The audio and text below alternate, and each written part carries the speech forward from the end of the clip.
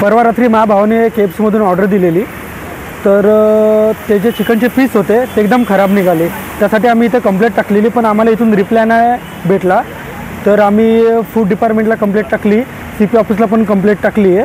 तर आज फूडवाले इथं येऊन कारवाई करून गेले, पण यांनी जे टेस्टिंग करण्यासाठी जे सॅम्पल लागतात ना त्यांनी आत्ताचे घेतलेत, पण आमचे सॅम्पल अजून घेतले नाही त्यांनी. तर आम्हाला पाहिजे तशी कारवाई FD वाले करत नाही आहे.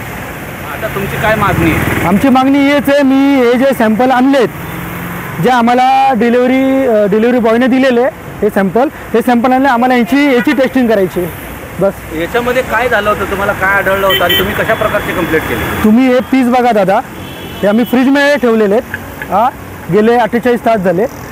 जेव्हा आम्ही इथं आणलेले ते व्हिडिओ पण पत्रकारांनी काढलेत, ते व्हिडिओ पण बघा. हे एवढे कडक होते की ना काच फुटेल पण पीस नाही फुटणार.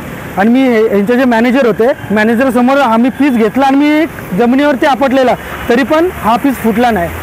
हे डिफेक्टिव्ह पीस होते. आणि यांचे जे मेन मॅनेजर आहेत त्यांच्याशी फोनवरती कॉन्टॅक्ट झाल्यानंतर ते फक्त सॉरी बोलतात आहे, बाकी याच्या पलीकडे काहीच नाही. बोलणं झालं तर काय म्हणाले? FD वाले एवढंच बोलले की आम्ही कारवाई करतोय, पण आमचं हेच म्हणणं आहे की ज्या पीसबद्दल आम्ही कंप्लेंट टाकली त्या पीसचा प्रयोगशाळेमध्ये त्यांच्या जाऊन टेस्टिंग व्हायला पाहिजे की हे किती दिवसापूर्वीचे काय ना हे आम्हाला पाहिजे याचा रिपोर्ट. कोणार्क, अपना शहर अपनी बातें.